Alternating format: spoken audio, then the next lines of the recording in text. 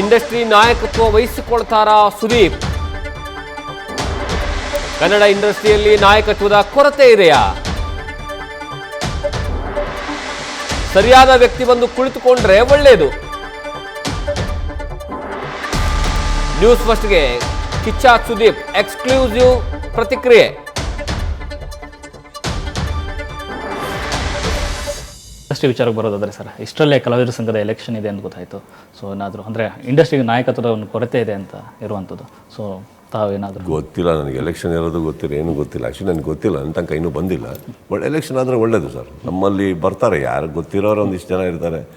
Leadership of course election ಆಗಬೇಕು, ಒಂದು ಒಳ್ಳೆ ವಾಯ್ಸಸ್ ಬೇಕು, ಆದರೆ ಒಳ್ಳೆಯದು ಸರ್. ಎಲ್ಲ ಆ್ಯಂಗಲಲ್ಲೂ ಒಳ್ಳೆಯದು. ಚೇಂಬರಲ್ಲೂ ನಡೀತಾ ಇರುತ್ತೆ ಮೋಸ್ಟ್ಲಿ. ಅದೆಲ್ಲ ಒಳ್ಳೇದಾಗಲಿ. ಬಿಕಾಸ್ ಇಂಡಸ್ಟ್ರಿ ಇವತ್ತಿಗೆ ಒಂದು ಸರಿಯಾದ ವ್ಯಕ್ತಿಗಳು ಬಂದು ಕೂತ್ಕೊಂಡ್ರೆ ತುಂಬ ಚೆನ್ನಾಗಿರುತ್ತೆ ಅಲ್ಲ. ಹಾಗಂತ ನಡ್ಸ್ಕೊಂಬಂತಾರೋ ಇದು ಅಂತಲ್ಲ, ಇನ್ನೂ ಸ್ಟ್ರಾಂಗ್ ಆಗಬೇಕು ಸರ್. ಎಲ್ಲ ಬರ್ತಾರೋ ಅಂತ ಬುಲೆಟ್ಗಳನ್ನು ತಡಿಬೇಕು ಅಂದರೆ ಇಲ್ಲಿ ಯೋಧರು ಹಂಗೆ ಇರಬೇಕೆ. Correct sir. ಅದು ಬಂದರೆ ಚೆನ್ನಾಗಿರುತ್ತೆ.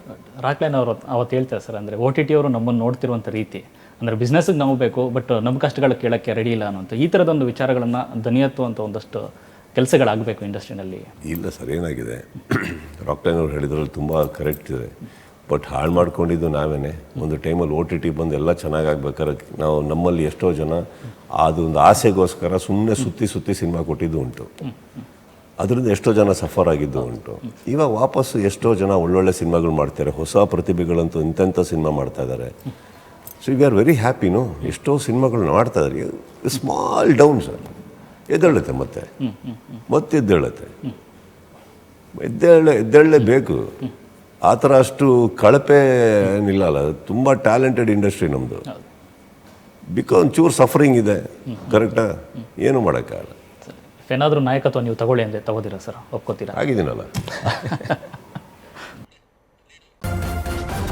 ನ್ಯೂಸ್ ಫಸ್ಟ್ ನಿರ್ಭೀತಿಯಿಂದ ನಿಮ್ಮ ಪರವಾಗಿ.